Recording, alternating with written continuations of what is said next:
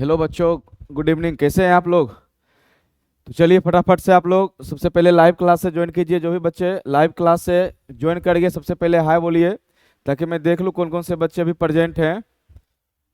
ठीक है, बहुत बढ़िया, सभी बच्चे प्रेजेंट हो रहे हैं क्लास में, क्योंकि आज हम लोग, ठीक है, सेकेंड चैप्टर स्टार्ट करेंगे, श्वसन एवं गैसों का आदान प्रदान।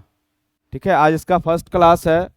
इससे पहला चैप्टर बच्चों था, ठीक है, पाचन एवं अवशोषण। उसको अच्छी तरह से हम लोग पढ़े और खत्म किए, उसके बाद उसका ऑब्जेक्टिव क्वेश्चन भी किए। तो चलिए आज हम लोग, ठीक है, स्टार्ट करेंगे। जो चैप्टर का नाम है वो है श्वसन एवं गैसों का आदान प्रदान। तो देखिए, इसमें सबसे पहले इस हेडिंग को हम लोग को समझना है कि हम लोग सबसे पहले श्वसन को समझेंगे, और श्वसन के बाद गैसों का आदान प्रदान या गैसों का विनिमय, जिसको हम लोग बोलते हैं श्वासन। ध्यान देना, क्या बोलते हैं? श्वासन। ठीक है, देखिए इसका मतलब ये है कि इस चैप्टर का जो हेडिंग है उसको समझने के लिए हमको श्वसन और श्वासन को समझना होगा। क्या? श्वसन और श्वासन को क्या करना होगा? समझना होगा। तो चलिए बच्चों, हम लोग स्टार्ट करते हैं क्लास। ठीक है, चलिए।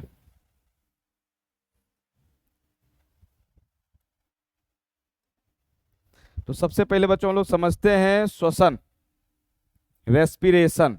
ठीक है, चलिए।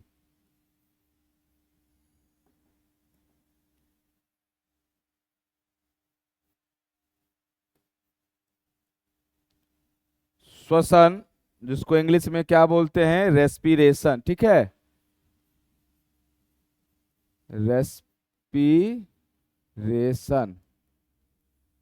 चलिए, और जो गैसों का आदान प्रदान था उसके बारे में क्या बताए थे बच्चों? श्वासन। ठीक है, ध्यान देना। तो पहले हम लोग समझेंगे श्वसन, ठीक है, मतलब रेस्पिरेशन। उसके बाद समझेंगे बच्चों श्वासन, जिसको इंग्लिश में बोलते हैं ब्रीदिंग। क्या बोलते हैं? ब्रीदिंग। ध्यान देना। ठीक है, हिंदी में दोनों देखने में एक जैसा, सिर्फ आकार का फर्क है, लेकिन जब इसके इंग्लिश वर्ड में आते हैं दोनों क्या है? डिफरेंट है। देखना, श्वसन को इंग्लिश में बोलते हैं रेस्पिरेशन, और श्वासन को क्या बोलते हैं? ब्रीदिंग। ये श्वसन क्रिया कोशिका के अंदर होती है, जबकि ये जो श्वासन है ये सांस लेना और सांस छोड़ने की क्रिया को क्या बोलते हैं? श्वासन। तो सबसे पहले हम लोग बच्चों समझेंगे श्वसन, और उससे भी पहले हम लोग देखते हैं श्वसन की परिभाषा। ठीक है, चलिए ध्यान दीजिएगा कि श्वसन एक वैसी जैविक प्रक्रिया है, ठीक है, प्रक्रिया है जिसमें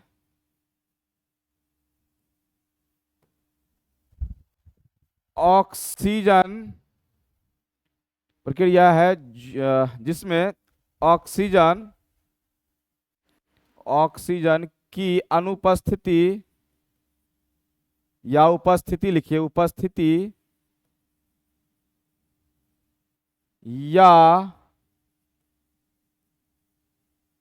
अनुपस्थिति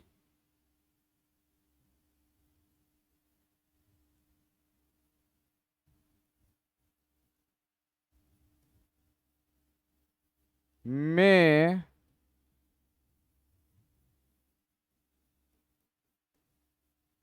ठीक कार्बनिक पदार्थों को, कार्बनिक पदार्थों को अपघटन कर ऊर्जा मुक्त करती है, ऊर्जा मुक्त करती है। ध्यान दीजिएगा बच्चों, फिर से मैं एक बार बता देता हूं कि श्वसन का जो परिभाषा है, श्वसन एक वैसी जैविक प्रक्रिया है जिसमें ऑक्सीजन की उपस्थिति या अनुपस्थिति में कार्बनिक पदार्थों को अपघटन कर ऊर्जा मुक्त करती है। तो चलिए इस बात को, इस परिभाषा को हम लोग समझते हैं।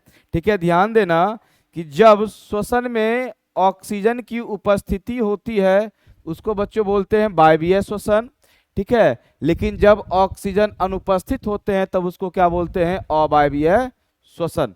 तो चलिए तो देखते हैं।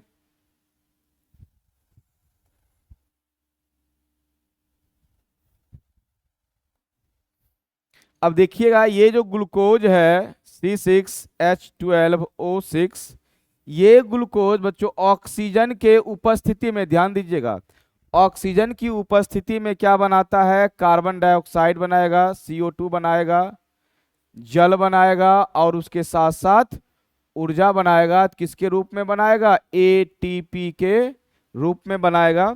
अब वहीं देखना, ठीक है, ये ऑक्सीजन की उपस्थिति में बनाया। अब यही ग्लूकोज को जो श्वसन होता है वो ऑक्सीजन की अनुपस्थिति में, ठीक है, ऑक्सीजन की अनुपस्थिति में क्या बनाएगा? ठीक है, देखना ध्यान से, यहां दो बात होती है। एक, ठीक है, ये लैक्टिक अम्ल बनाएगा। क्या बनाएगा? लैक्टिक अम्ल प्लस ऊर्जा, वो भी किसके रूप में? ATP के फॉर्म में। ठीक है, एक कंडीशन में होती है कि ठीक है ये बनाएंगे एथेनॉल। क्या बनेंगे? Ethanol plus carbon dioxide plus ऊर्जा।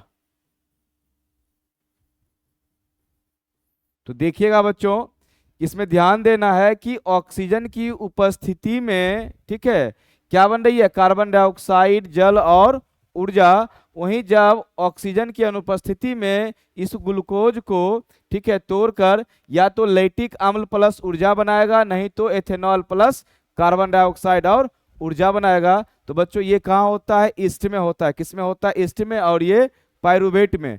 अब इसमें ध्यान ये देना है कि तीनों कंडीशन में आप देख सकते हैं किसका निर्माण हो रहा है? ऊर्जा, ऊर्जा और ऊर्जा का। ठीक है, चलिए ऊर्जा, ऊर्जा और ऊर्जा। तो ध्यान दीजिएगा इसमें बच्चों, ठीक है, कि मैंने यहाँ लिखा है इसके परिभाषा में कि श्वसन एक ऐसी जैविक प्रक्रिया है जिसमें ऑक्सीजन की उपस्थिति या अनुपस्थिति में कार्बनिक पदार्थ, तो ध्यान देना ये जो ग्लूकोज है ये क्या है? कार्बनिक पदार्थ है। इस कार्बनिक पदार्थ को अपघटन कर क्या मुक्त करती है? ऊर्जा। आप देख लीजिए ऑक्सीजन की उपस्थिति में भी ऊर्जा बन रहा है, ऑक्सीजन की अनुपस्थिति में क्या बन रहा है? ऊर्जा बन रहा है। तो बच्चों अब आप इस श्वसन की परिभाषा को अच्छी तरह से समझ लिए होंगे। ठीक है, अब ध्यान दीजिएगा कि जो मैं मनुष्य हूं या मानव, ठीक है, हम लोग क्या हैं? मानव। इस मानव में मुख्य रूप से याद रखना, ठीक है, ये जो है वायवीय श्वसन है। ठीक है, ध्यान देना, वायवीय श्वसन, और ये नीचे वाला क्या है? अवायवीय श्वसन।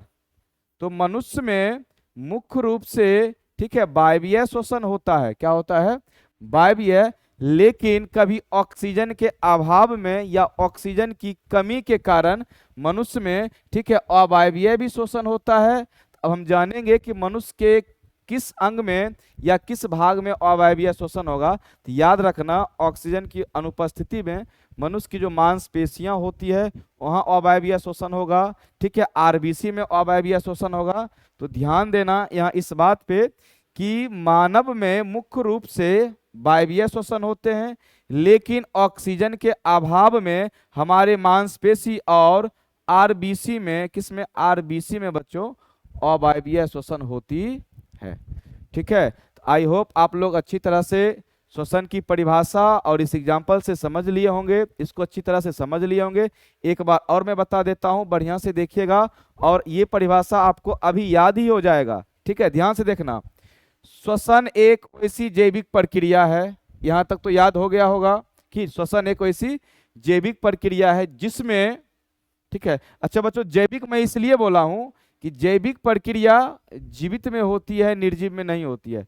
अर्थात जब तक कोई जीव जीवित रहेगा तभी उनको ऊर्जा की आवश्यकता होगी, मरने के बाद कोई ऊर्जा की आवश्यकता नहीं पड़ती है। ठीक है, जैसे हम लोग सुबह से लेके मतलब 24 घंटा में जो भी वर्क करे, आप लोग अभी ये लेक्चर देख रहे हैं तो मेरी आवाज को सुन रहे हैं तो सुनने में ऊर्जा खपत हो रही है। आप अपने आंख से अपने मोबाइल के स्क्रीन को देख रहे हैं, उसमें ऊर्जा खपत हो रही है। मैं पढ़ा रहा हूँ, बोल रहा हूँ, इसमें ऊर्जा खपत हो रहा है। मैं लिख रहा हूँ, उसमें ऊर्जा खपत हो रही है। यदि मैं सोने जाऊंगा बेड पे तो सोने में ऊर्जा की खपत होती है। तो जब तक व्यक्ति या जीव जीवित रहते हैं तभी तक ऊर्जा की आवश्यकता होती है और तभी तक ये श्वसन क्रिया होती है।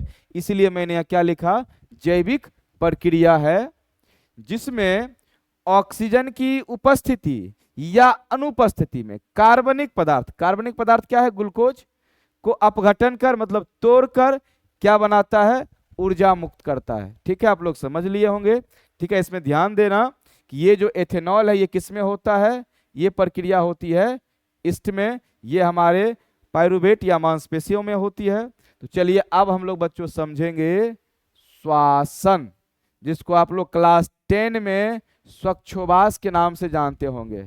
ठीक है, श्वासन को किस नाम से जानते होंगे, स्वच्छोभास के नाम से। लेकिन हमारी एनसीईआरटी बुक है जो बच्चों स्वच्छोभास की कहीं जिक्र नहीं करती है, वो स्वच्छोभास के बदले किसका जिक्र करती है, किस शब्द को यूज करती है, ठीक है, श्वासन का। किसका, श्वासन का। तो ध्यान देना इस बात को। ठीक है, चलिए, जिसको इंग्लिश में क्या बोलते हैं, रेस्पिरेशन। ठीक है, रेस्पिरेशन। चलिए, अब एक बात बताना, जब हम लोग सांस को लेते हैं अर्थात ऊर्जा प्राप्त करने के लिए हमारे शरीर या हमारे कोशिकाओं को ऑक्सीजन की आवश्यकता होती है, तो हम क्या करते हैं, उसको सांस को लेते हैं, सांस अंदर की ओर लेते हैं और उसमें ऑक्सीजन को कोशिका तक ले जाते हैं। अर्थात जब हम, ठीक है, सांस को लेते हैं अंदर की ओर ले जाते हैं तो उनको बोलते हैं अंतः श्वासन। क्या बोलेंगे, अंतः श्वासन। और जब हम लोग, ठीक है, जब ये अंतः श्वासन में किसको लेंगे, O2 को ले जाएंगे। जब ये ऑक्सीजन हमारी कोशिका तक जाती है, ठीक है, उसको अंतः श्वसन बोलते हैं। और ये वहां का ये ग्लूकोज से अभिक्रिया करके जब कार्बन डाइऑक्साइड गैस बनाती है, ये कार्बन डाइऑक्साइड गैस बच्चों हमारे शरीर के लिए काफी हानिकारक पदार्थ होता है, इसलिए इसको निकालते हैं, अर्थात इसको बाहर की ओर छोड़ते हैं। जब कार्बन डाइऑक्साइड गैस हमारे शरीर से बाहर आते हैं उसको बोलते हैं बाह्य श्वसन। क्या बोलेंगे, बाह्य श्वसन।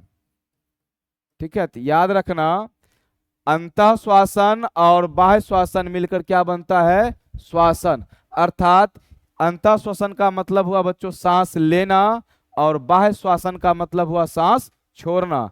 अर्थात श्वसन की परिभाषा दे सकते हैं, सांस लेना और सांस छोड़ने की जो प्रक्रिया होती है वो क्या कहलाती है, श्वसन। ठीक है, तो याद रखना सांस लेने की प्रक्रिया को अंतः श्वसन कहते हैं, सांस छोड़ने की प्रक्रिया को क्या बोलते हैं, बाह्य श्वसन बोलते हैं। इसमें क्या होगा, CO2 निकलेंगे। ठीक है, क्या निकलेंगे, CO2 निकलेंगे। ठीक है,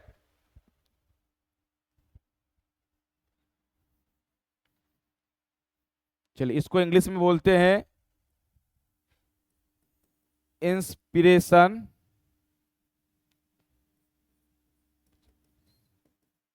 और इसको बोलते हैं एक्सप्रेशन। ठीक, चलिए कोई बात नहीं, आगे बढ़ते हैं।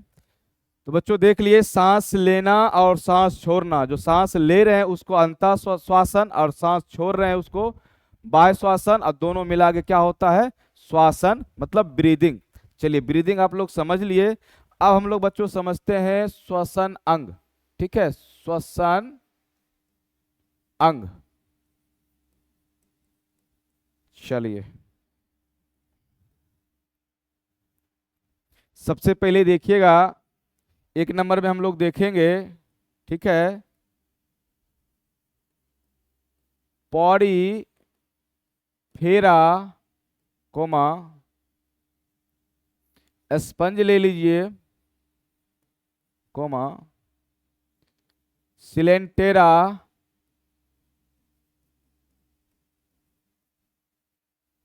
स्लेन टेट्रा होता है, ठीक है। उसके बाद आपका नेक्स्ट लीजिए चपटी कृमि, ठीक है। ये सभी जो जीव है बच्चों, इनमें जो श्वसन अंग होता है, ठीक है, वो अंग होता है बाहरी त्वचा, या फिर कह सकते हैं बाहरी या शरीर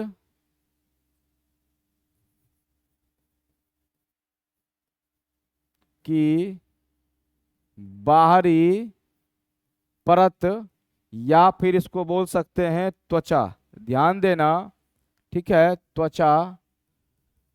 तो याद रखना कि पॉरीफेरा में, स्पंज में, स्लेंटेट्रा में और चपटी कृमि में जो श्वसन अंग होता है बच्चों, क्या होता है, शरीर की बाहरी परत या फिर त्वचा। इस बात को ध्यान देना, कहीं शरीर की बाहरी परत भी मिल सकता है ऑप्शन में। ये सभी क्वेश्चन बच्चों ऑब्जेक्टिव के लिए, ठीक है, ध्यान देना, ठीक है। आपको बोल देगा पॉरीफेरा का श्वसन अंग क्या है, या तो शरीर की बाहरी परत ऑप्शन रहेगा, नहीं तो क्या रहेगा, त्वचा रहेगा।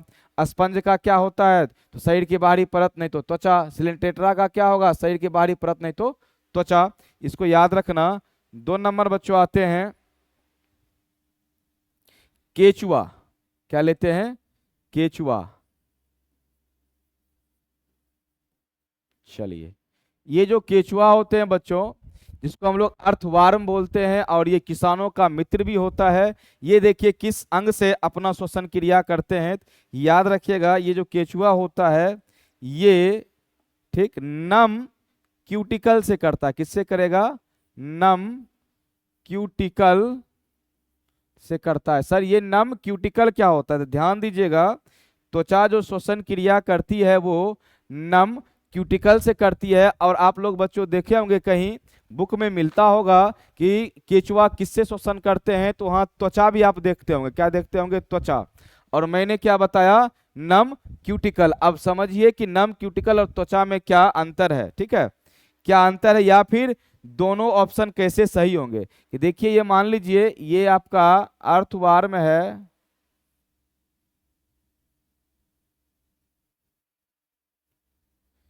इस अर्थवार्म के त्वचा पर ही, बाहरी सतह पर ही होता है एक लेयर, नम लेयर, जिसको हम लोग बच्चों बोलते हैं क्यूटिकल। क्या बोलते हैं, क्यूटिकल।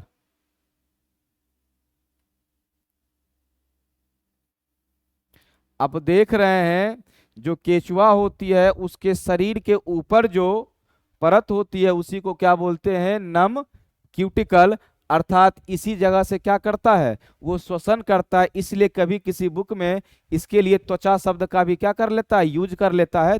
याद रखिएगा, यदि आपको सवाल दे कि केचुआ, ठीक है, किस अंग से श्वसन करता है, यदि आपको त्वचा नहीं दे के ऑप्शन, ठीक है, 3 अदर ऑप्शन देकर यदि चौथा ऑप्शन ये मिले आपको, नम क्यूटिकल या फिर क्यूटिकल, आंसर इसमें करना है। यदि इसको गायब रखता है तब बच्चों ऑप्शन में त्वचा देता है। यदि त्वचा दे देगा तो इसको नहीं देगा, इसको देगा तो त्वचा नहीं देगा। तो याद रखना, ठीक है, ये जो नम क्यूटिकल होती है ये केचुआ के बाहरी परत पर ही पाई जाती है। इसीलिए कहीं इसके लिए त्वचा शब्द का भी यूज कर लिया जाता है, इसलिए कंफ्यूज मत होना। यदि त्वचा आपको ऑप्शन में नहीं मिले तो नम क्यूटिकल क्या रखना बच्चों, याद रखना। चलिए अब आते हैं तीसरे नंबर पे, ठीक है। तीसरे नंबर पे हम लोग लेते हैं कीट, ठीक है, ध्यान देना, क्या, कीट। चलिए अब देखिएगा कीट भी बच्चों क्या होते हैं, एक होते हैं स्थलीय। क्या होते हैं, स्थलीय, और कुछ होते हैं जलीय। याद रखना, जो कीट बच्चों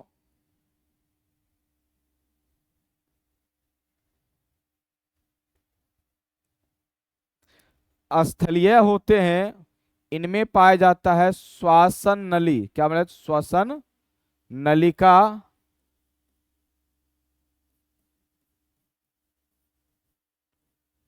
याद रखना कि जो कीट यदि स्थलीय होते हैं उनमें पाया जाता है श्वसन नलिका, और जो जलीय होते हैं उसमें पाया जाता है क्लोम, जिसको हम लोग गिल्स भी बोलते हैं। क्या बोलते हैं, गिल्स भी बोलते हैं। ध्यान देना, ठीक है, जो कीट का जो श्वसन अंग होता है, यदि कीट स्थलीय है तब उनमें पाया जाएगा श्वसन नलिका, जिसको ट्रेकिया भी बोलते हैं। यदि जलीय कीट है तब क्या पाया जाएगा उसमें, क्लोम, जिसको क्या बोलते हैं, गिल्स। ठीक है, याद रहेगा बच्चों कि कीट जो जलीय स्थलीय होंगे उसमें श्वसन नलिका अर्थात ट्रेकिया, जो जलीय होंगे उसमें कलोम, जिसको क्या बोलते हैं, गिल्स भी बोलते हैं, ध्यान देना। ठीक है, चलिए आगे बढ़ते हैं। 4 नंबर, आइए हम लोग 4 नंबर देखेंगे। जिस तरह से देखे थे बच्चों, कीट में ही देखे थे। ठीक है, जलीय कीट, ठीक, उसके नीचे देखिएगा, या फिर चलिए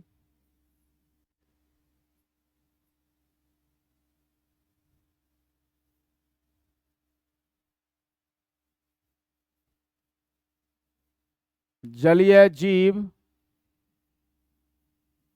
प्लस मोलास्का।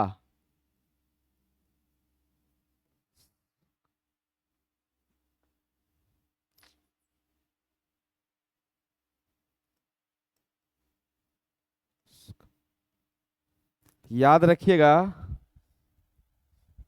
जलीय कीट हो, जलीय जीव हो या मोलास्का हो, याद रखना इस सब में जो श्वसन अंग होता है वही बच्चा क्लोम होता है, जिसको हम लोग अभी क्या बोले थे, गिल्स बोले थे। ठीक है, ध्यान देना। तो जो भी जलीय कीट होंगे या जलीय जीव होंगे या मोलास्का होंगे, इन सभी में क्या पाया जाता है, क्लोम या गिल्स। याद रखना इस बात को। अब चलिए नंबर 5 पे चलते हैं हम लोग। उभयचर, याद रखिएगा क्या, उभयचर।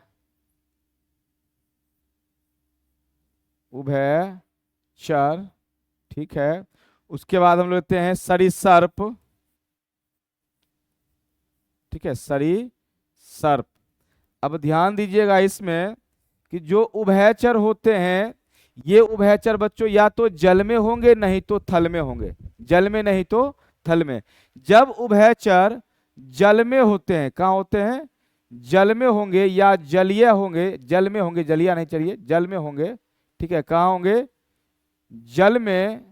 ठीक है, तब ये श्वसन करते हैं अपने नम त्वचा से। किससे करेंगे, नम त्वचा से, याद रखना, नम त्वचा से। ठीक है, लेकिन जब यही उभयचर स्थल पर होंगे, कहाँ होंगे, स्थल पर होते हैं, ठीक है, तब ये करते हैं फेफड़ा से। ध्यान देना, हर एक बात को आप अच्छी तरह से समझो कि जो बच्चों उभयचर, उभयचर किसको बोलते हैं, जो जल में भी रहे और थल पर भी रहे। तो जो जलीय उभयचर होंगे उनमें याद रखिएगा, उनमें श्वसन नम त्वचा से होगा। यदि वो स्थल पे आ गए, स्थल में है, तो क्या होगा, फेफड़ा से होगा। एग्जाम्पल में देखिए मेढक। ठीक है, याद रखना क्या, मेढक। ठीक है, एग्जाम्पल याद रखना, मेढक। चलो, जब मेढक क्या होगा, जल में होंगे तब ये नम त्वचा से करेंगे, जब ये मेढक स्थल पे होंगे तो फेफड़ा से करेंगे। ठीक है, ध्यान देना, जब ये मेढक जल में होंगे तो नम त्वचा से करेंगे और जब ये मेढक स्थल पे होंगे तो फेफड़ा से करेंगे, क्योंकि मेढक क्या है, एक उभयचर है। ठीक, चलिए अब 6 नंबर पे आते हैं। तो ध्यान देना, इसमें बच्चों आपको आएगा पक्षी। ठीक है, प्लस ले लीजिए स्तनपायी या स्तनधारी या स्तनपायी, कोई बात नहीं है। तो पक्षी हो गया, स्तनपायी हो गया। इस प्रकार के जीव में जो श्वसन अंग होते हैं बच्चों, वो क्या होता है, फेफड़ा। ध्यान दीजिएगा।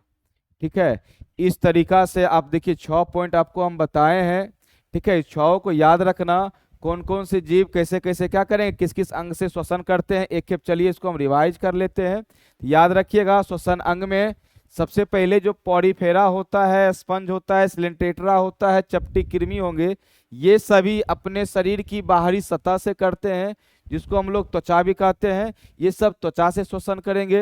और उसके बाद जब केचुआ की बारी आती है, तो याद रखना केचुआ के शरीर के बाह्य सतह पर नम क्यूटिकल पाया जाता है, इसके द्वारा श्वसन करते हैं। लेकिन आपको बुक में कभी कभी त्वचा भी मिल जाता है, त्वचा ऑप्शन मिलेगा तो फिर ये ऑप्शन नहीं रहेगा, लेकिन एग्जैक्ट यही होनी चाहिए।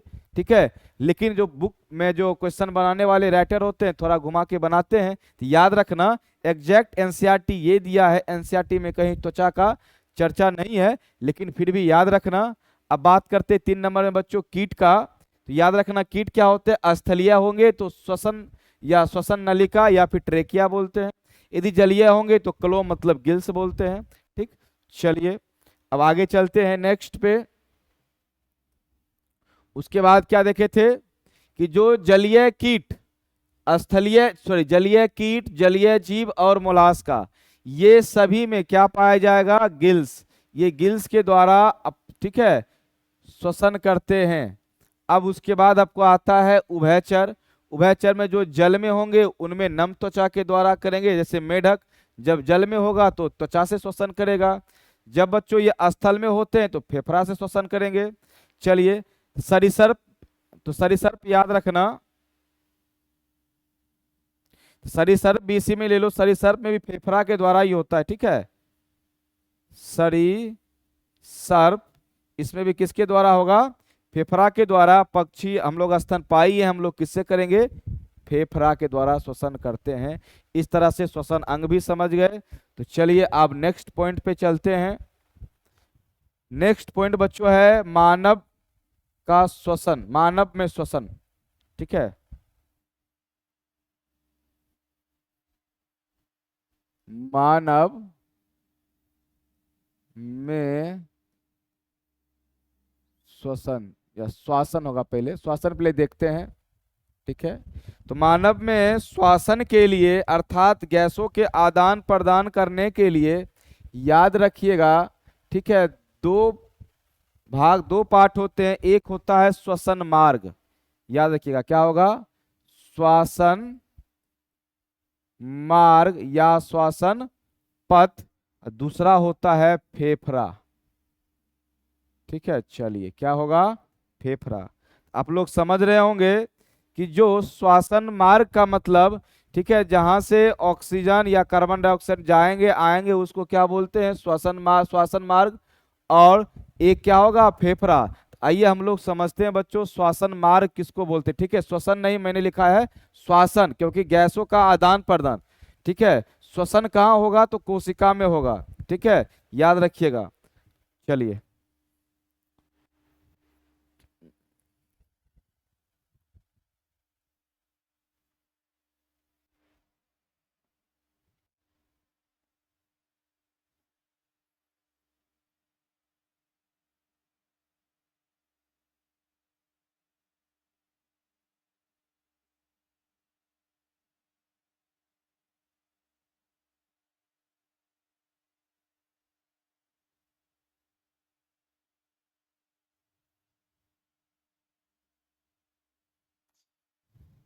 तो याद पाड़िए बच्चों, ये क्या होती है, ठीक है, नासा द्वार। हम लोग अभी पढ़ेंगे श्वासन मार्ग, जिसमें सबसे पहला 1 नंबर में इधर लिखते चलता हूं। 1 नंबर में आप क्या देख रहे हैं, इसको क्या बोलेंगे, नासा मार्ग। ठीक है, क्या बोलेंगे, नासा छिद्र, सॉरी क्या बोलेंगे, नासा छिद्र।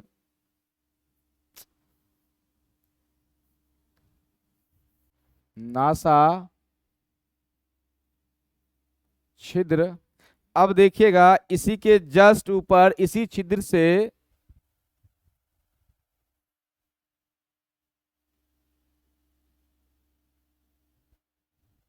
इसमें गैस चलेंगे। ठीक है, इसमें हवा जाएंगे, वायु जाएंगे। इसको बच्चों 2 नंबर वाले को बोलते हैं नासा मार्ग। 2 नंबर क्या होगा, नासा कोस्ट या नासा मार्ग भी बोलते हैं इसको। ठीक, चलिए अब देखिएगा इसमें यही गैस इस प्रकार से जब यहां आएंगे, ठीक है, इस वाले भाग में आते हैं, इस वाले भाग को, यहां वाले भाग को बोलते हैं, 3 नंबर को बोलेंगे नासा ग्रसनी। नासा ग्रसनी। और इसके आगे याद रखना नासा ग्रसनी के जस्ट नीचे, ठीक है, आपको याद होगा इस प्रकार से, ठीक है, एक ट्यूब था,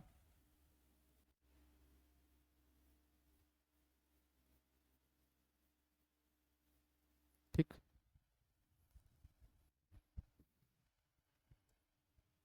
ये बीच वाले भाग को बच्चों बोलते हैं 4 नंबर वाले को ग्रसनी। 4 नंबर में क्या होगा? ग्रसनी। अब ध्यान दीजिएगा, इस ग्रसनी में यहाँ एक घंटी ढक्कन होता था जो इस श्वास नलिका को क्या करता था? बंद कर, जब जिस समय भोजन को निगलना होता था उस समय इस श्वसन नली को बंद कर देता था, भोजन निगल ली उसके बाद खोल देता था। चलिए पहले यहाँ तक समझते हैं। सबसे पहले जहां से वायु हमारे नाक में प्रवेश करेंगे उसको क्या बोलेंगे? नासा छिद्र। ठीक है, जब यहाँ से चलेंगे तो इसको बोलते हैं नासा मार्ग, और जब यही नीचे की ओर आते हैं 3 नंबर वाले जगह को बोलते हैं नासा ग्रसनी। उसके जस्ट नीचे ये जो बीच वाला भाग होता है इसको ग्रसनी बोलते हैं, और ये ग्रसनी बच्चा याद रखना भोजन मार्ग और श्वसन दोनों का मार्ग होता है। इस मार्ग से भोजन भी गुजरते हैं और वायु भी गुजरता है, ठीक है। अब याद रखना ये जो आप देख रहे हैं इसको बोलते हैं श्वास नली। क्या बोलेंगे? या श्वसन नली, श्वसन नली,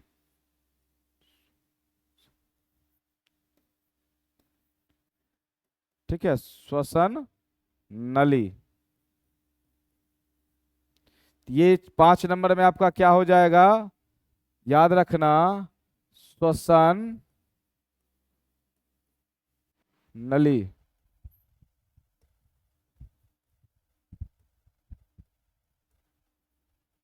चलिए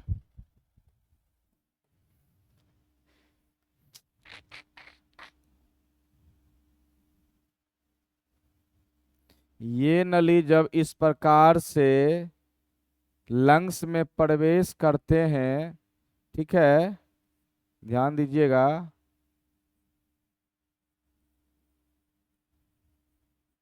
तब इसको बोलते हैं 6 नंबर, ठीक है, श्वासनी। क्या बोलेंगे? श्वासनी या प्राथमिक श्वासनी, ठीक है, प्राथमिक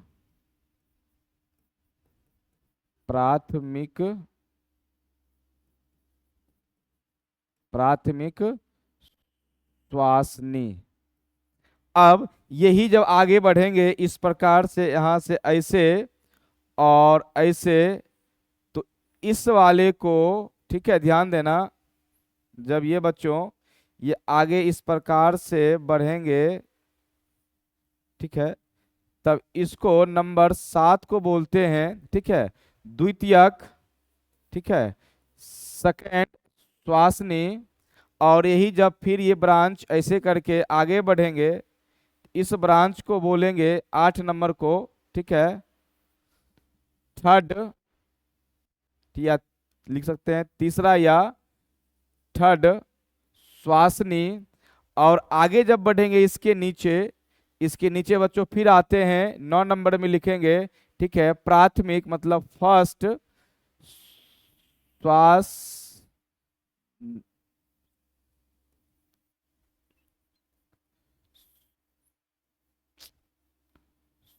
श्वास श्वसनिका होता है, श्वसनिका। तो ध्यान दीजिएगा जिस तरह से ये प्राथमिक श्वासनी था, सेकंड श्वासनी था और थर्ड श्वासनी था, उसी प्रकार से फर्स्ट श्वासनिका, सेकंड और थर्ड, इस प्रकार से ये, ठीक है, ध्यान देना थोड़ा।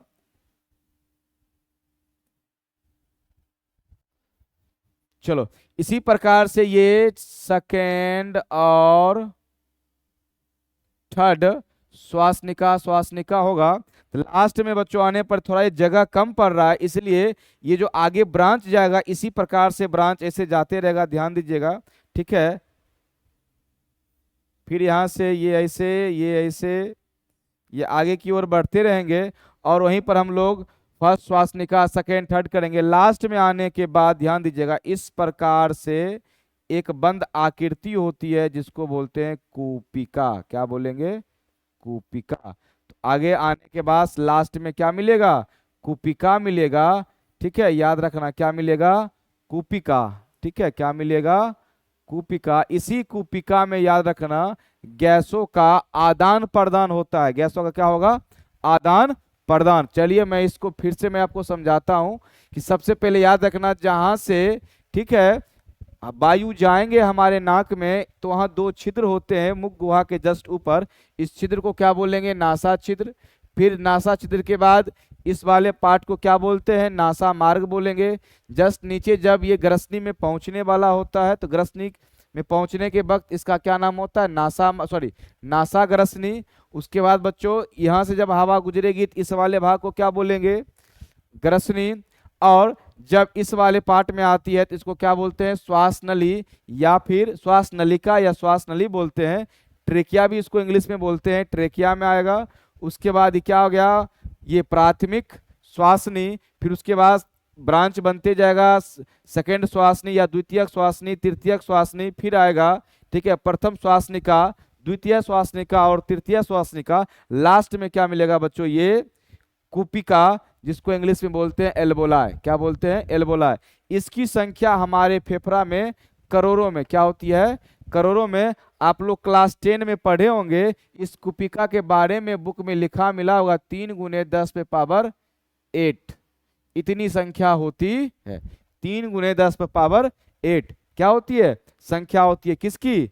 कूपिकाओं की। इसी कूपिकाओं में, ठीक है, आगे बताएंगे बच्चों किस प्रकार से गैसों का एक्सचेंज करते हैं, ठीक है, आंशिक दाब के कारण। अब वहां पढ़ेंगे कि कार्बन डाइऑक्साइड, याद रखना इस कूपिका में आपको बताएंगे कि किसके कारण ये कार्बन डाइऑक्साइड हमारे शिराओं से निकलकर, ठीक है, कूपिका में आएगा और कैसे इधर से आने वाले ऑक्सीजन इस कूपिका से निकलकर हमारे धमनियों में क्या करती है? प्रवेश करती है। ठीक है, तो चलिए अब यहाँ एक पॉइंट और आती है, ध्यान दीजिएगा। ये सारे जो आप देख रहे हैं जो श्वसन पथ है, ये यहाँ से, ठीक है, अंदर फेफड़ा में कहाँ आएगा? फेफड़ा में। तो ध्यान देना इधर, ठीक है।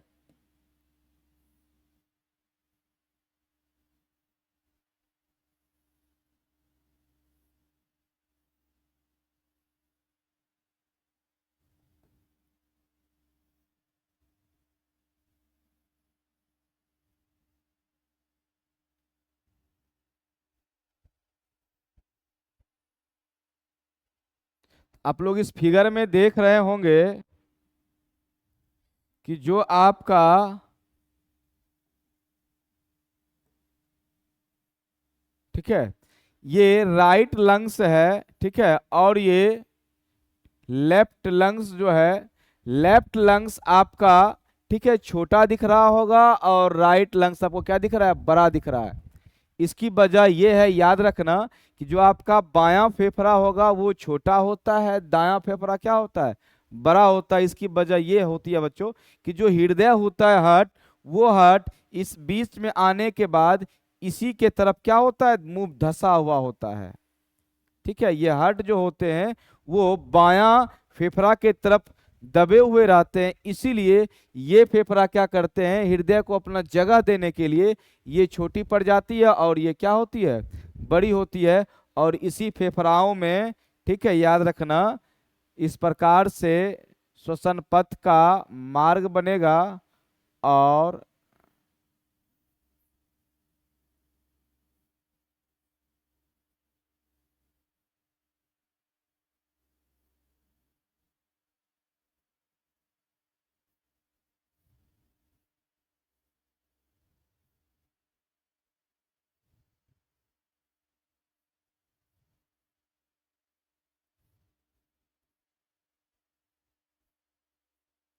लास्ट में बच्चों क्या मिलेंगे? यहाँ कूपिका। क्या मिलेंगे?